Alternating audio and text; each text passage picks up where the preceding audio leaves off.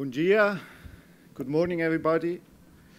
I'm sorry, but I will speak in English. I would have loved to address you in Portuguese, but despite the many visits I had to this wonderful country, I'm still far away from being able to do it. Para falar fluentemente em português com vocês. Primeiramente, gostaria de agradecer à CBF por me receber aqui e principalmente por organizar um evento tão fantástico e de maneira tão incrível. Organização fantástico, fomos muito bem recebidos. É um prazer estar aqui hoje. O tópico da nossa agenda é transferências internacionais, que é um tópico muito abrangente. Fui muito bem apresentado, acho que nunca me apresentaram tão bem assim, com tanta pompa. Mas transferências internacionais refere-se a muitas coisas que fazemos na FIFA.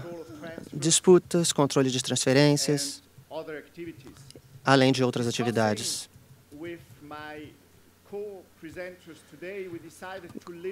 Resolvemos hoje limitar o tamanho das apresentações para um tópico específico, que é de grande importância e interesse, que é a questão de TPO, a participação de terceiros. Vamos focar nesse aspecto hoje e vamos falar da evolução disso ao longo da semana, ao longo do dia. Teremos 3 apresentações aqui. E para lhes dar uma ideia do que a FIFA está fazendo para regular esse fenômeno, a minha colega Kimberly, da plataforma TMS, vai mostrar o que é que a FIFA e a própria TMS estão fazendo para reforçar essas medidas e controlar. Depois teremos o advogado Marcos Mota falando sobre como é que você consegue trabalhar dentro dessas regras para que possam acomodar os seus interesses. Essa é a nossa jornada na manhã de hoje. Também falaremos da evolução das apresentações. Eu não sou fã de PowerPoint, e vocês vão perceber isso. Vocês vão ver que são slides bem monótonos, cheios de textos. A Kimberly é muito mais criativa do que eu e faz uma apresentação muito mais colorida e interessante. E por último, gostaria de dizer que aqueles de vocês que estiveram aqui ontem de manhã, que saibam que havia paixão no futebol. Nós ouvimos 3 treinadores por 5 horas. Então, eu sinto lhes dizer que hoje as coisas serão um pouco mais técnicas, falar do nosso trabalho. Então, pode ser que não seja tão empolgante quanto 3 grandes técnicos de futebol falando ontem. Então, aqui vai a minha apresentação. Como eu disse, eu vou falar sobre a proibição de participação de terceiros nos direitos econômicos dos atletas, que isso teve seu início há 2 anos. A minha apresentação vai passar pela história de como chegamos à proibição, sobre o que é essa proibição. Depois vou falar por que acreditamos que essa é a solução mais correta, lhes dar uma visão panorâmica de tudo,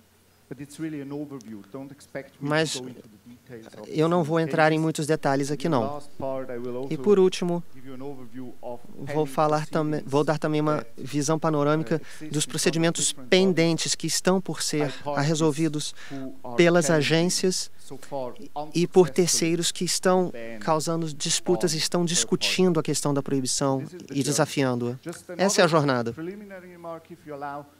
Mais uma consideração preliminar, se vocês me permitem. Não vamos permitir perguntas durante ou após a apresentação, porque ao final de tudo teremos um painel onde aí sim vocês poderão fazer as perguntas que quiserem. Então, se alguma dúvida surgir durante a minha apresentação, por favor, anotem para que vocês possam fazer a pergunta posteriormente ao fim das apresentações. Artigo 18 do regulamento da FIFA, conhecido como RSTP, e a chamada proibição de TPO. Sei que a maioria de vocês sabem que isso começou em 1º de janeiro de 2015 e o seu escopo é muito abrangente. Basicamente, não permite que nenhum contrato, nenhum clube ou jogador possa fazer acordo com terceiros, por meio que esses terceiros tenham direito de participar em compensações remuneradas. sobre os direitos econômicos dos jogadores, ou seja, é uma proibição total dessa prática que não permite nenhum tipo de desvio disso. Ao discutirmos alguns elementos,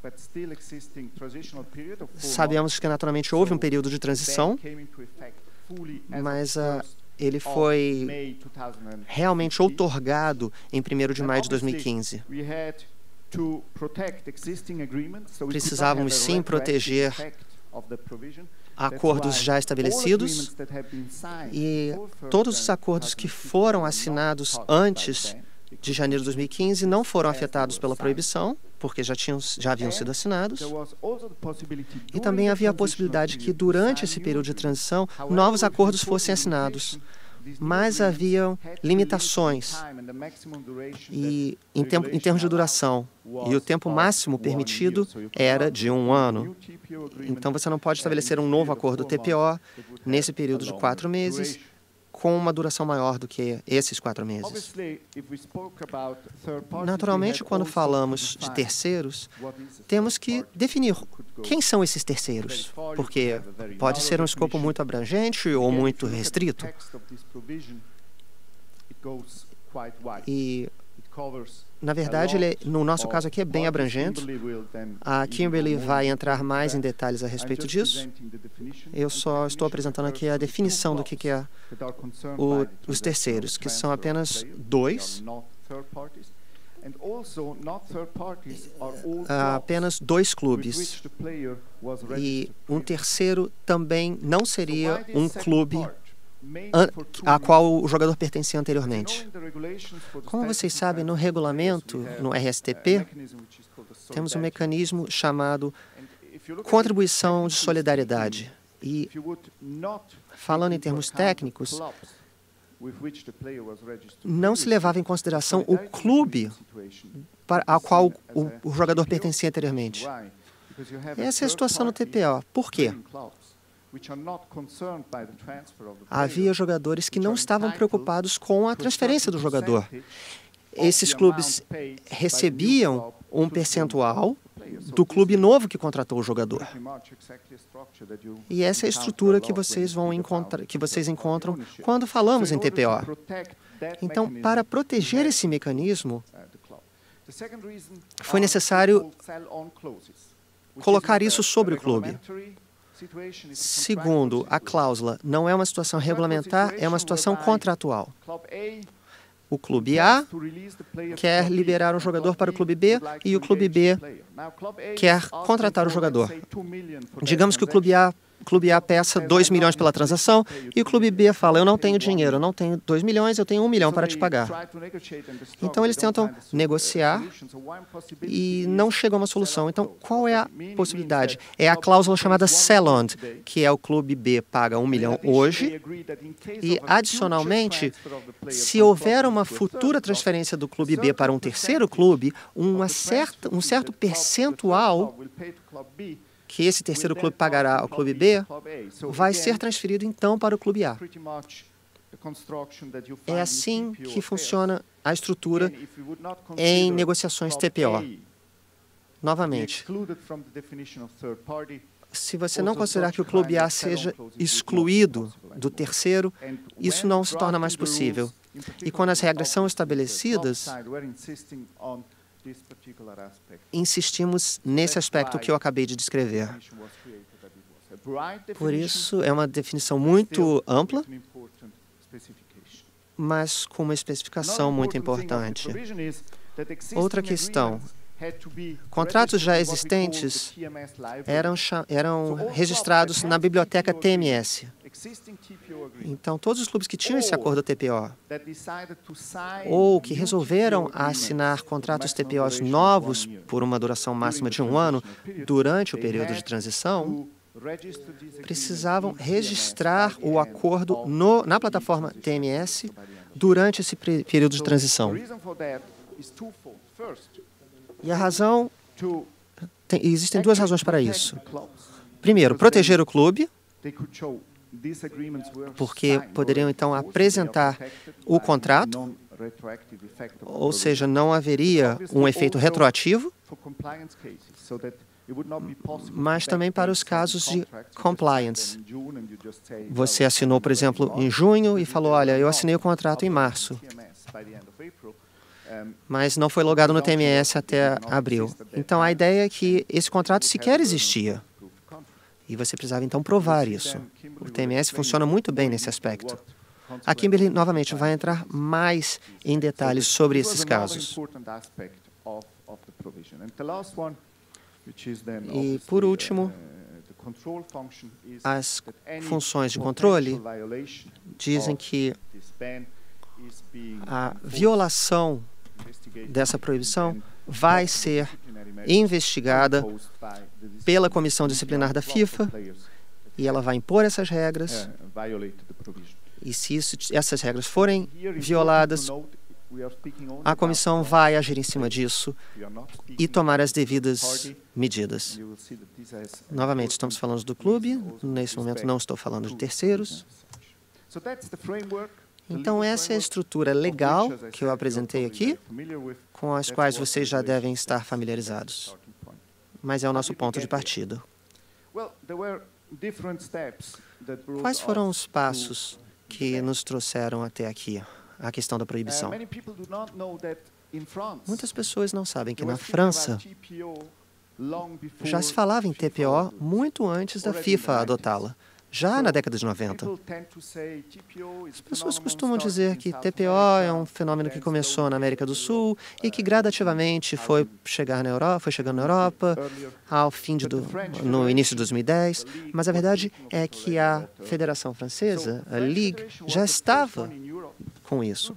Ela foi a primeira a estabelecer a proibição de TPO na década de 90. Na FIFA, o fenômeno ou a prática disso se tornou relevante pela primeira vez a partir do caso Teves, com o qual vocês já devem estar familiarizados. Era um caso clássico TPO. Era um contrato estabelecido entre o Teves e o clube West Ham. Isso, naturalmente, é um resumo grande. E havia um acordo separado entre o Teves e duas empresas, West Ham, que lidava com um agente não licenciado, controlado por um agente não licenciado, melhor dizendo. E estava explícito que os direitos econômicos do Teves pertenciam à empresa. Então, não pertencia. Era um terceiro, certo? Não era o clube, não era o jogador, não era um clube com o qual o jogador tinha um contrato anterior. E, acima disso, esses contratos deram às empresas vários direitos sobre o jogador, principalmente a capacidade de encerrar o contrato do jogador durante o período de registro. E eles também podiam negar uma transação contratual ou uma transferência do jogador para outro clube. Ou seja, a empresa tinha uma participação ativa nas transferências do jogador, ou poderiam ter uma participação ativa. E a empresa tinha influência direta nas atividades dos clubes, mas também na carreira dos jogadores. São esses os elementos do caso Teves, e não aconteceu no nível FIFA, mas que não levou a uma decisão para a FIFA. Foi no nível disciplinar, e isso tudo se deu dentro da Premier League inglesa. Naturalmente que houve repercussões, e a Associação de Futebol e a Premier League decidiram, então, implementar a proibição do TPO. Então, após os franceses, foram então os britânicos. Logo depois, a Associação Polonesa seguiu o mesmo exemplo, e agora temos 3 associações na Europa que já exercem a proibição. Se eu não estou enganado, acho que a Colômbia agora já tem isso em suas divisões nacionais, a proibição do TPO. O que o Teves causou no nível FIFA? Bom, primeiramente foi o aspecto da influência. A FIFA estava preocupada, em uma primeira etapa, com o elemento de que as empresas tinham influência sobre um clube e sobre a carreira de um jogador. O que foi uma versão criada em 2008, foi criada a versão 2008 do artigo 18, o artigo 18º, que nenhum clube pode fazer contrato que permita a qualquer terceiros a habilidade de influenciar em questões empregatícias, como está escrito aqui, ligado diretamente a questões empregatícias e de transferências. Novamente, como sempre falamos, qualquer violação, a comissão disciplinar da FIFA age em cima. Como vocês veem, o artigo é bem amplo e a comissão disciplinar, por meio de sua jurisprudência, pôde então especificar e concretizar exatamente onde os limites disso que foi estabelecido se estruturavam. E o foco aqui, naquela época, acreditávamos que basicamente eram investimentos, ferramentas de investimento. Foi a primeira avaliação que foi feita na situação. Mas o foco era que não deveria haver uma influência direta e nem indireta sobre a atividade, principalmente em questões empregatícias ou de transferência, por meio de terceiros. Esse foi o passo número 1, no artigo 18 bis, ou seja, a segunda versão do artigo 18. Logo, descobriu-se que a existência de acordos TPO eram difíceis de descobrir, porque eles não estavam explícitos, eram acordos ocultos que não eram explícitos, não estavam no contrato. Havia até uma opacidade natural disso. Muitas vezes as empresas detentoras desses direitos não estavam no local, no país de transação, e isso tornou algo muito difícil ou impossível de descobrir. Poderia haver até a transferência da identidade do detentor de direitos sem que você descobrisse. E entenda que há uma complexidade tão grande por trás disso que um órgão como a comissão disciplinar, não esqueçam,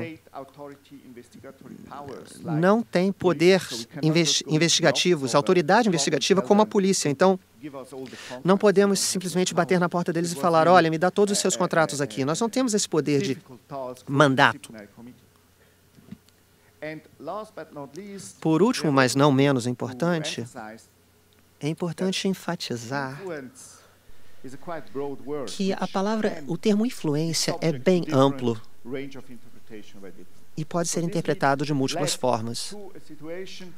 Isso, então, nos levou a uma situação que deixou bem claro para todos nós que esta versão do artigo 18 bis, originalmente introduzido em 2008, existe por si só, mas que, por si só, não era suficiente para cobrir todas as questões que estávamos tentando resolver. Isso é importante, porque se vocês observarem a evolução, reparem que não apagamos o artigo 18 bis. Nós apenas reforçamos ele e criamos o artigo 18 ter, ou a terceira versão do artigo, que reforça o aspecto de ter, sim,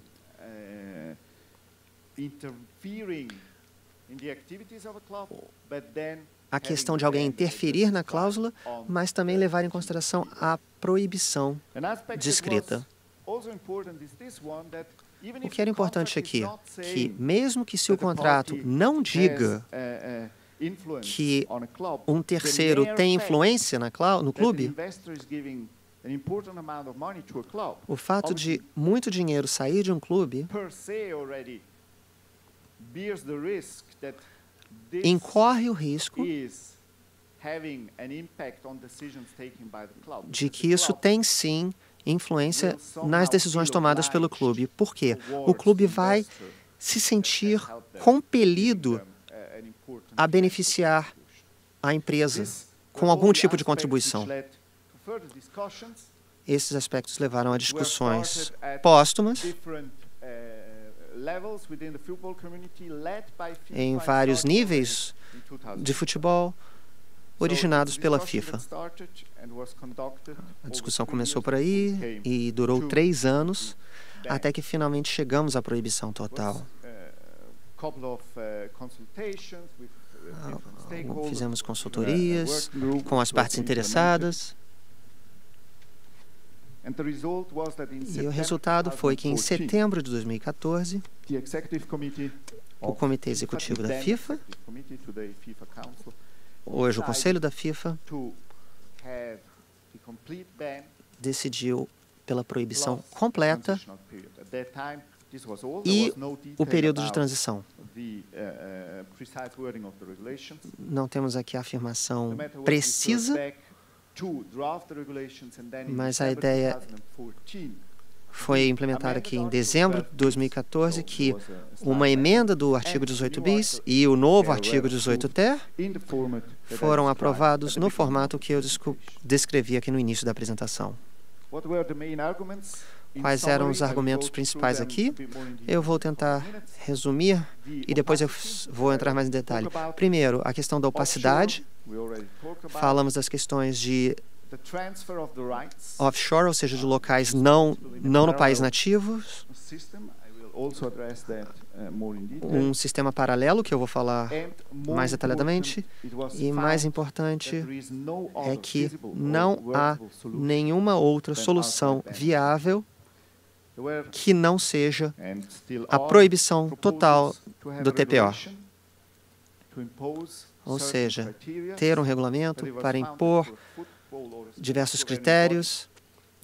Houve uma tentativa disso, mas que, com seus poderes e suas competências, chegou-se à conclusão que, a menos que a proibição fosse completa, ela não seria eficiente. Por último, sabemos que não há outra medida que permita, não haveria nenhuma outra medida para atingir esse objetivo que não ela. E qual é a justificativa para a TPO? Vou tentar falar aqui passo a passo, com um pouco mais de detalhes. Primeiramente, a integridade da competição. Esse era um dos aspectos principais cujo Comitê Executivo enfatizou. Nessa questão, era importante para nós mencionar que a Comissão Europeia, e refraseando aqui, o desafio da proibição TPO era que os terceiros estavam violando princípios. Então, naturalmente, encaixar isso numa questão europeia, na Comissão Europeia, era importante se adequar. Ou seja, a integridade da competição justifica limitações na competição. Afinal, estamos falando de uma competição esportiva, da integridade dessa competição, e a comissão está justificando as limitações impostas.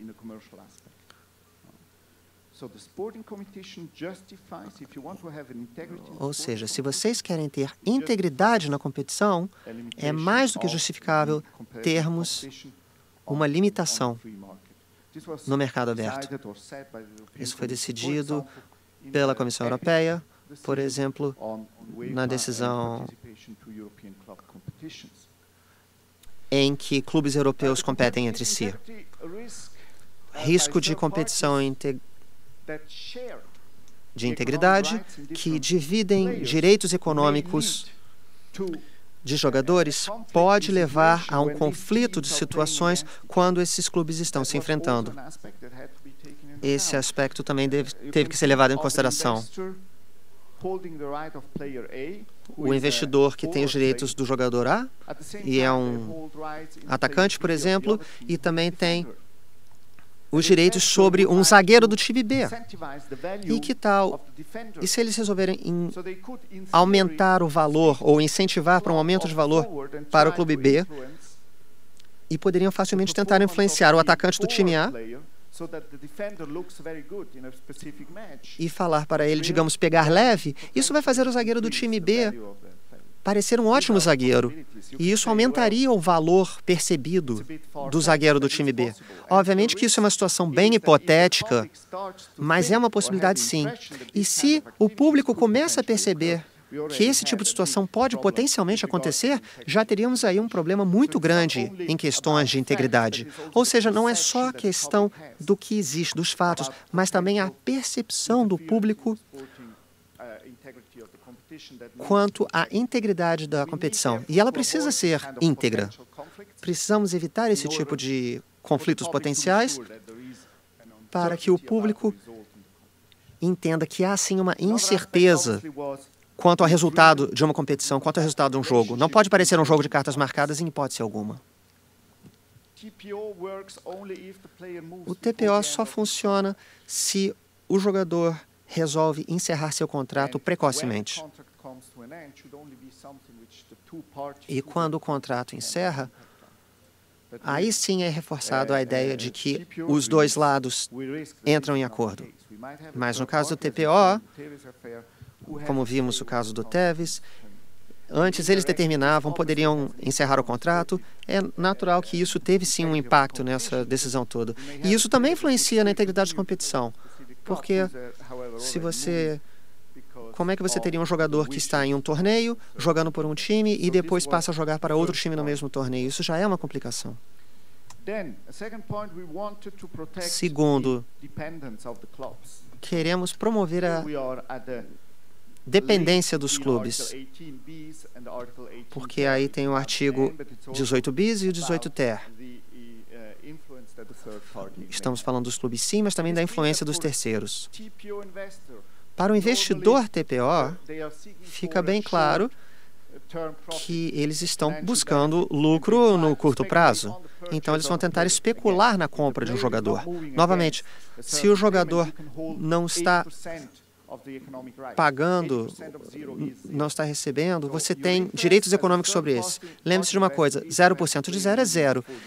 Então, a ideia é fazer com que o jogador se mova e saia dali antes mesmo do contrato dele encerrar. E isso acontece independentemente de qualquer interesse esportivo. Se o jogador é a estrela de um clube e um clube quer mantê-lo, e você tem um investimento, esse investimento pode sim influenciar e pressionar o jogador se ainda falta um ano inteiro de contrato para esse jogador. Então, a maximização do investimento, obviamente, é o objetivo do investidor TPO, sem levar em consideração do interesse do clube para com o esporte. Então, novamente, aí temos conflito. Mais clubes dependem do financiamento TPO. Quanto mais os clubes dependem do financiamento TPO, mais poder de negociação os terceiros vão ter. Como você vai competir, o grande com o pequeno?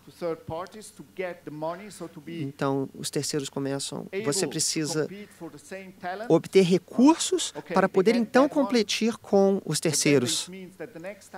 Mas, olha só, isso significa que na próxima vez que tiver um conflito nas negociações, os terceiros, novamente o investidor, vão ter mais dinheiro, e aí o clube vai precisar ter mais dinheiro, pedir dinheiro emprestado para poder ter poder de barganha e negociação. Isso é mais uma questão de conflito e mais uma questão que gera dependência do clube. Por último, não menos importante, a FIFA é bem firme na ideia de que o clube deve ser o único beneficiário no investimento feito ao treinar um jogador. Então, se um clube treina um jogador, o desenvolve, faz ele ser mais visível no mercado, porque é óbvio que o benefício deve ser do clube e não ser dividido com um terceiro. Again, it's a bit repeating. There are studies, not lost by the CES, International Center for sport in Neuchâtel that proved that teams with the highest squad stability com a maior parte dessa estabilidade tem, de fato, os melhores resultados. Então, quanto maior a rotatividade, isso terá um impacto no seu desempenho esportivo, ou seja, nos seus resultados. E com o TPO, com o desejo dos investidores fazerem com que os jogadores se transfiram frequentemente, isso vai contra o princípio da estabilidade esportiva. Por quê? Porque você quer o atleta que vai ficar com você e com isso você terá aquele benefício, ou seja, o resultado. E a estabilidade, por exemplo, é importante e com questão daquele pilar da continuação da estabilidade. Então você quer poder ter aquele atleta por 3, 4, 5 anos, e eles costumam cumprir com o contrato durante esses anos, a não ser que, por alguma razão, eles decidam encerrar esse contrato precocemente. Então, se não houver nenhuma interferência de alguém para benefícios financeiros que não tem nada a ver com o interesse esportivo e, na verdade, leva o término de um contrato precocemente. Então, temos, né, essa questão da estabilidade. O TPO são bem divergentes em alguns princípios. E aí o TPO também mostra investimentos instantâneos para clubes. Então, a gente não está dizendo que terceiros não deveriam investir em clubes. Muito pelo contrário, o investimento de terceiros no futebol são muito bem-vindos.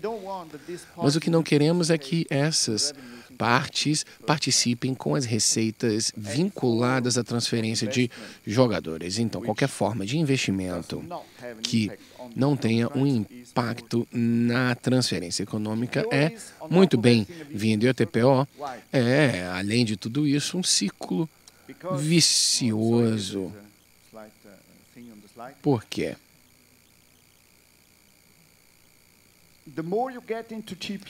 Porque quanto mais você se envolve com o TPO, o talento esportivo disponível ele se mantém o mesmo. Sendo assim, se temos mais clubes que estão pegando os recursos de TPO procurando o mesmo talento esportivo, isso vai aumentar o preço daquele talento. Ou seja, se está todo mundo procurando aquele talento, aumenta o valor, porque temos mais partes atrás do mesmo talento, ou seja, uma maior demanda para o mesmo número de jogadores, ou seja, o preço deles aumenta. O que isso significa? Da próxima vez, como um clube, para que eu consiga o mesmo nível de talento esportivo, eu precisarei de mais dinheiro. E se eu não tiver dinheiro, o que eu faço? Eu vou entrar em contato com o investidor independente e que nos leva a esse círculo negativo, né? Esse ciclo vicioso, pois precisaríamos de mais recursos. Agora, claro, isso aqui vai depender, né? Quando a gente depende do investidor de TPO. E, de fato, isso é um aspecto que eu acredito que as pessoas não pensem muito sobre isso. Mais uma vez, eu estou chegando aqui na justificativa que as pessoas falam, olha, para os times pequenos, os clubes pequenos, é legal, porque sem esse investidor, eles não conseguem concorrer com os grandes. Agora, vamos dizer que o TPO seja permitido. Você acha que os clubes grandes não vão começar a pensar em ter esse TPO? Claro que eles vão pensar que sim. Então, eles continuariam a ter uma vantagem financeira, que significará que o preço do talento seria aumentado artificialmente. Por quê? Porque os maiores vão ter ainda mais meios financeiros disponíveis para que eles possam contratar aquele talento esportivo novo e um talento, inclusive, limitado, ou seja, está todo mundo atrás daquele talento. E com isso, você aumentaria o preço de mercado artificialmente dos jogadores. E isso é um outro elemento que foi importante a gente abordar e foi também considerado com relação ao programa do Fair Play financeiro da FIFA no âmbito europeu, que diz que se permitirmos o TPO, as consequências, na verdade, comprometerão os benefícios do programa de Fair Play financeiro. E aqui temos, na verdade, os principais aspectos que levaram a FIFA a decidir que essa proibição era fundamentalmente necessário para que nós pudéssemos abordar a política ou a prática do TPO. Então, como eu comecei com base nesse dispositivo, né? Então, fornecer a vocês um histórico, pano de fundo das razões, as motivações. E nessa última parte da minha apresentação, como eu disse, eu gostaria de guiar vocês aqui por algumas das decisões que já foram tomadas, primeiramente no nível da FIFA e depois nos tribunais, outras comissões, com relação a essa proibição de terceiros. Então, eu vou começar com uma decisão que foi tomada antes dessa proibição, ou seja, isso foi uma decisão tomada com a versão anterior do artigo 18A, estamos falando aqui de 2008, e isso estava relacionado ao clube português Benfica, onde dois casos idênticos,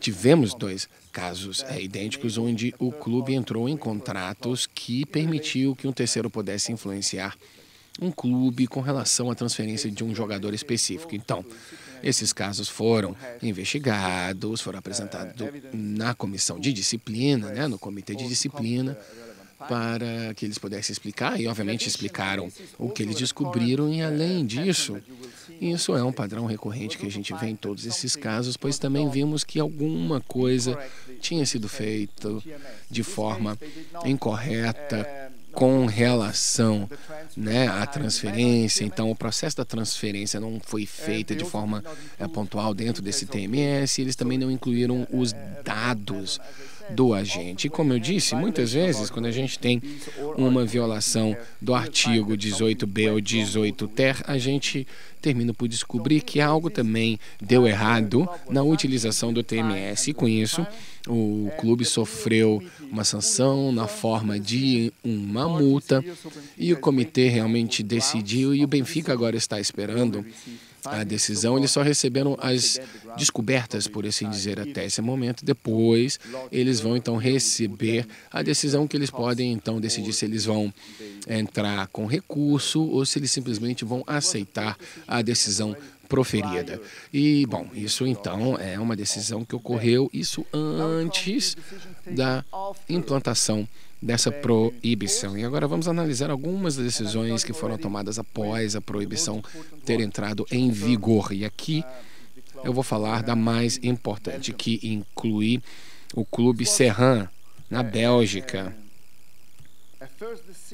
Isso foi uma primeira decisão que achou que o clube tinha violado o artigo 18B, que tinha passado, né, por uma mudança.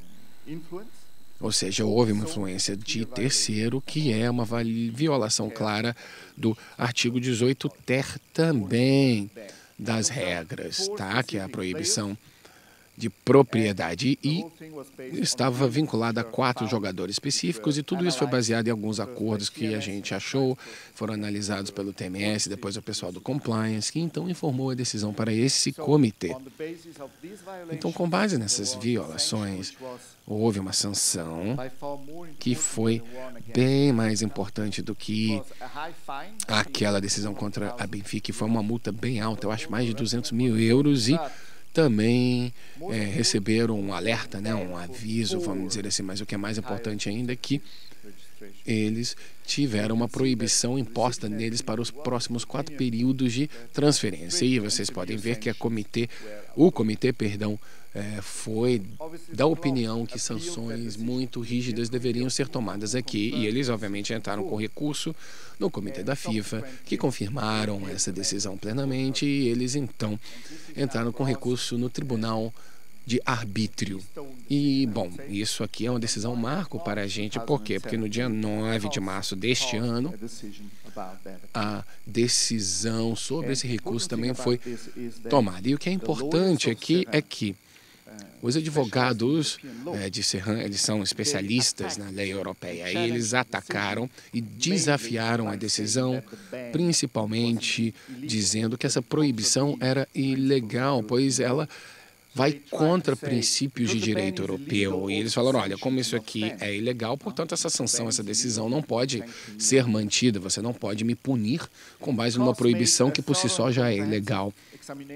Então, após uma análise abrangente desse argumento, especialmente dentro, né, desse direito europeu, que de fato confirmou plenamente a validade dessa proibição de TPO com base nos regulamentos da FIFA. Isso para nós é realmente uma mensagem muito importante, pois eles utilizaram essa proibição, eles reduziram, na verdade. Então, em vez de 4, foi reduzido para 3 períodos de registro, tá? Mas era uma proporção da punição e não em cima da validade dela de um ponto de vista jurídico. E então eles reconheceram, obviamente, a compatibilidade dessa proibição do TPO com princípios de direito europeu.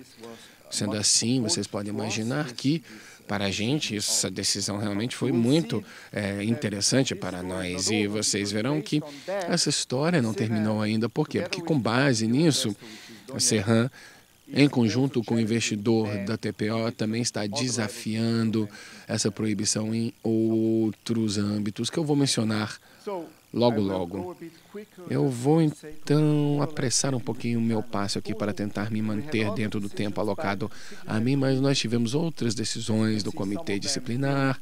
Algumas dessas decisões ainda se referiam ao artigo 18b na sua versão antiga, ou seja,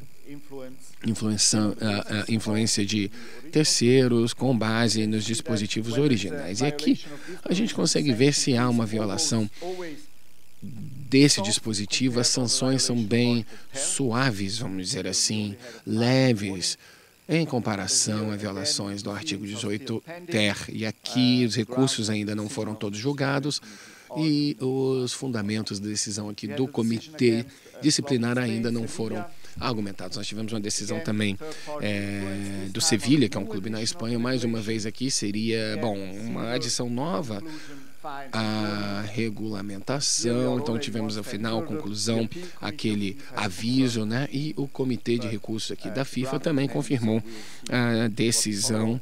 E vamos ver o que vai acontecer ainda, se cada parte ainda quiser entrar no tribunal ou não, né, para de fato processar esse caso. Nós temos também o caso do Santos, clube brasileiro, também um caso com artigo 18b em sua versão original em 2008. Então, é padrão reconhecido. Aqui não só o dispositivo substancial foi violado, mas que também há algumas irregularidades com relação à utilização do TMS. Então, para ambos aqui, e mais uma vez o mesmo nível, mais ou menos, de sanções que foram impostas no clube. E aqui também estamos ainda esperando aquela decisão final. Então, todas essas decisões ainda estão esperando serem apresentadas, pois estão esperando aquele processo de recurso por meio dos órgãos relevantes. Então, nós tivemos também uma decisão do 2065, né, na Holanda. Temos um padrão semelhante aqui, e desta vez com base no novo artigo 18 bis, também no artigo 18 ter. Então, aqui eles chegaram à decisão que eles tiveram um contrato que influenciou não só, na verdade violou, né, essa proibição. E aqui a punição ela é mais grave em comparação ao caso do Serran, pois aqui ainda estávamos falando só de proibição de registro. Agora, aqui estamos falando também de uma multa alta de 200 mil euros que foram impostas nesse clube. Agora, o que é interessante é que eles não pediram recurso, eles aceitaram a decisão, provavelmente pensando que, já que eles tinham violado o artigo 18 ter e eles conseguiram, vamos dizer assim, se safar sem ter nenhum tipo de banimento sobre o registro, eles falaram, não, vamos aceitar e acatar isso aqui.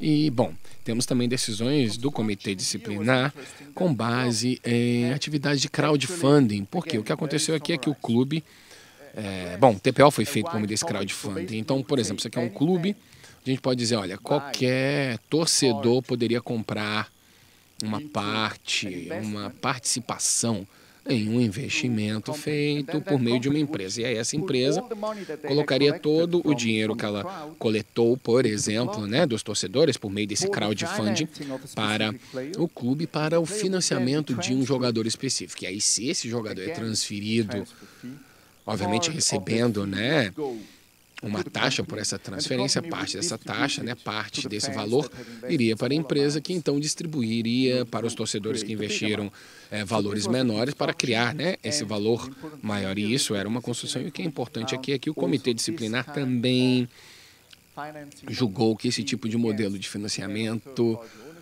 que também vai contra essa questão dos acordos de TPO, e de fato violou o artigo 18 ter. E, mais uma vez, aqui não foi, na verdade, uma situação tão grave. Quando a gente analisa as conclusões do lado da punição, das sanções, não houve nenhuma sanção esportiva com relação à proibição de registro, de jogador, etc. E, bom, a gente ainda está esperando para ver se o clube vai tomar medidas para entrar com um recurso por meio do comitê de recursos, etc. Bom, então essas aqui são as decisões tomadas no âmbito da FIFA, e eu vi aqui que meu tempo terminou, mas eu preciso de mais 5 minutinhos aqui só para falar um pouco mais aqui sobre esses procedimentos nos tribunais ordinários que nós temos, ou seja, os tribunais comuns. Então, até esse momento hoje ainda não há uma decisão que diria que essa proibição, né, da propriedade por terceiros de passes de jogadores, que isso é ilegal. Então, aqui a gente reconhece, na verdade, os nossos grandes colegas do Serran, eles estavam tentando atacar, vamos dizer assim, essa proibição. E então eles foram ao tribunal e pediram uma medida provisória, ou seja, significa que nós temos um tribunal que só analisa o prima facie. Então, a situação na prima facie. Então, na verdade, eles não analisam a substância. Então, para ser mais claro, é preciso explicar isso aqui. Então, não é uma decisão com base na substância, vamos dizer assim, de tudo ali. Mas o que eles estavam solicitando era uma não aplicação da proibição. Então, eles estavam dizendo que, olha só, a gente acha que essa proibição vai contra princípios de direito europeu, então até que nós tenhamos uma decisão que diga isso, não podemos permitir que a FIFA implemente e enforce essa proibição. E eles disseram que, já que, a princípio, parece que viola princípios de direito europeu, né, do ordenamento jurídico europeu, é uma decisão que para a gente também foi muito importante, do presidente do Tribunal da Primeira Instância em Bruxelas. E esse presidente, ele rejeitou essa alegação.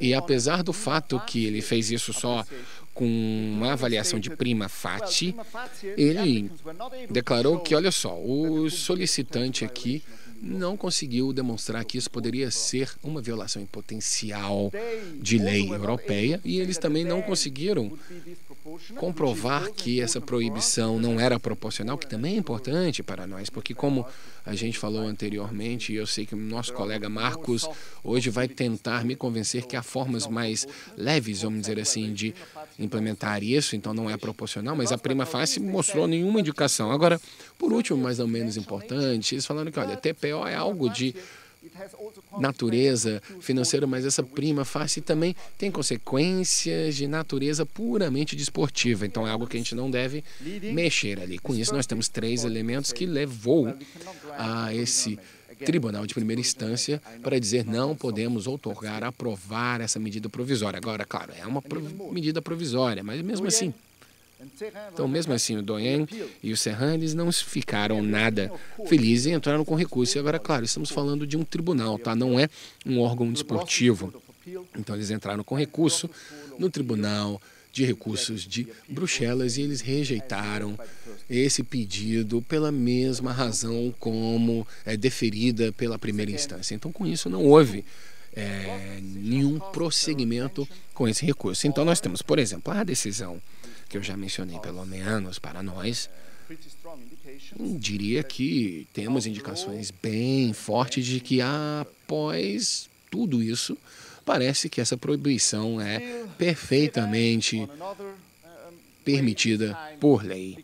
E aí o Serran, devido a essa proibição, eles não conseguiram registrar alguns jogadores como o Sr. Câmara, o Sr. Rentmaster, e eles se reuniram com eles para, mais uma vez, atacar essa proibição de uma outra perspectiva, porque eles falaram, olha, a gente não pôde registrar nossos jogadores, isso é danos, e a gente não pode fazer isso devido à proibição de registro imposto pela FIFA, e essa proibição não é legal, por quê? Porque a proibição anterior não é juridicamente legal. E, mais uma vez, eles entraram aqui com um processo para tentar... Eles não tentaram nem atacar isso de uma perspectiva disciplinar, mas a meta é sempre atacar a proibição. E, mais uma vez, eles pedem medidas provisórias e com base também em violações da lei europeia. E eles disseram que, num nível disciplinar, eles foram excessivos, agiram de forma desproporcional, mas nesse momento não em Bruxelas, mas vocês vão que é sempre, né, na Bélgica, então não foi em Bruxelas, foi em Liege, então eles fizeram a solicitação, que foi engraçado, que também não foi acatada, mas não houve um recurso, ou seja, então, mais uma vez, né, são decisões que terminam indo mais ou menos na mesma direção e essa medida provisória sempre sendo negada. Vocês vão ver mais uma vez as partes interessadas aqui, o Doyen, o Serra, mais uma vez eles estão tentando, né, entrar com esse processo. E aqui são os procedimentos na substância, ou seja, a mesma decisão que levou à decisão das medidas provisórias, e aqui nós temos o procedimento sobre a substância do processo. E a alegação aqui é a incompatibilidade com a lei europeia e eles solicitam uma declaração que essa proibição ela é ilegal. E aqui eles também não avançaram muito, pelo menos não até agora, mas não com base numa decisão lidando com a proibição. Eles estão falando de tecnicalidades, pois o tribunal não se considera competente para julgar e com isso eles não emitiram uma opinião sobre a substância dessa proibição. E para a gente, o que é importante, eles disseram que, primeiramente, Doyen não é uma parte dentro dessas estruturas, mas com base na Convenção de Lugano, que normalmente lida com as competências entre os estados que, obviamente, assinaram e são signatários dessa convenção. O Doyen enviou as suas delegações para a FIFA, né, em Zurique, que é onde essa associação também está. Então, o Doyen contra a Federação Belga deveria, então, entrar com um processo no Tribunal Comercial, por exemplo, mas que não deveria, na verdade, entrar no Tribunal Comercial de Bruxelas. Mas o que é muito importante, muito positivo para nós, quando a gente fala dessas partes esportivas que fazem parte da estrutura futebolística, eles, então, deferiram eles para o arbítrio. Então, nesse momento, nós temos um tribunal estadual que protege as intenções da FIFA de terem disputas desportivas abordadas ou decididas por um tribunal de arbitragem, por exemplo. Então, e eles, então, obviamente, né, aqui nesse tribunal estadual da Bélgica, deferiram eles para um tribunal de arbitragem, o que é positivo para a gente. Eles, então, entraram com recurso e também os tribunais, esses processos, os tribunais de Bruxelas ainda estão sendo desenvolvidos, estão mais uma vez, né, alegando tecnicalidades, indo contra isso, aquilo, e eles, pode até demorar um pouquinho para chegar a ter essa decisão sobre a substância, se chegarem lá, por quê?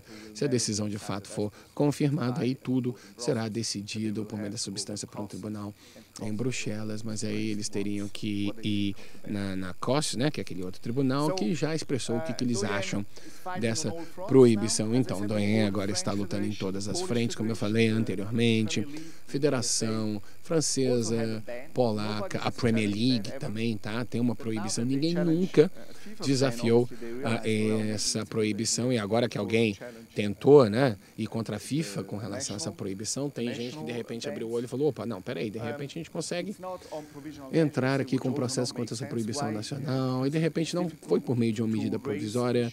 Isso faz sentido, mas por quê? Porque por exemplo, essa questão de urgência, se essa medida provisória já tivesse sido implementada por vários anos, eles precisam entrar diretamente na substância, por exemplo. E mais uma vez aqui, a gente teve mesma solicitação emitida pelo juiz com base nas tecnicalidades. Essa questão não é admissível para ser solicitado e um recurso aqui ainda é possível.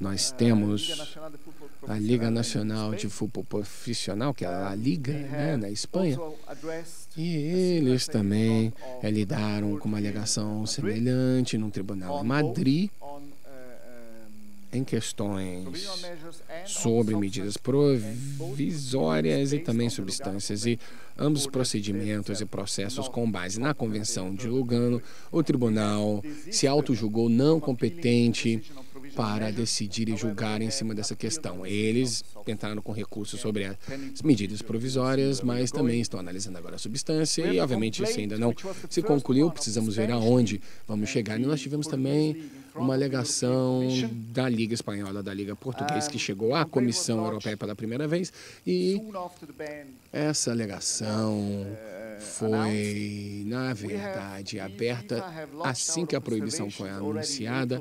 Nós, da FIFA, começamos a observar isso desde abril de 2008 e, na verdade, entramos, né, com uma ação lá no nível europeu para que eles também dessem a decisão deles, mas foi em 2008 e até agora eles não nos forneceram com o parecer deles nessa situação. Temos mais também o Doyen, como eu falei anteriormente, está atacando não só a Associação Francesa, a polonesa, mas também a FA, que é a inglesa, e a FIFA também já apresentou observações sobre isso, e essas alegações ainda estão sendo analisadas no nível da Comissão Europeia. Nós temos outras questões aqui que não estão relacionadas à proibição imposta pelo artigo 18 ter, mas é o dispositivo de TPO que será incluído nas regulamentações intermediárias, que basicamente aborda proibição para os intermediários de deterem direitos de jogadores para transferências futuras. E isso foi implementado no nível nacional pela Federação Alemã de Futebol contra a Provisão Nacional, uma empresa que entrou com uma alegação mais uma vez nessas medidas provisórias e fizeram isso em tribunais alemães. E os processos não estavam relacionados com a FIFA, pois isso era um processo contra uma regulamentação alemã que é baseada, por exemplo, alinhada com as regras da FIFA, por exemplo, e há uma decisão, como também um recurso aqui em medidas provisórias por esse tribunal em Frankfurt que lida com essa medida. Eles também deferiram esse processo com base na estabilidade do contrato. Então, o que eles dizem é exatamente o que eu tentei explicar anteriormente, que é a meta de um intermediário de deter os direitos em uma possível transferência de um jogador, isso vai contra a estabilidade de contrato e isso, obviamente, não pode ser tolerado, pois, né, você tem o contrato que ele pode ser encerrado, pois é interessante para o intermediário, então, com isso também foi deferido. Então, também tivemos isso, um tribunal alemão que tomou essa decisão com base nessa previsão de TPO que afeta diretamente os intermediários e é uma decisão que confirma, que essa proibição é de fato legítima. Então, aqui, o que nós temos é uma visão geral, né, de todas essas decisões que foram desafiadas, que tivemos processos, e eu espero que tenha sido interessante para vocês, né, esse assunto, e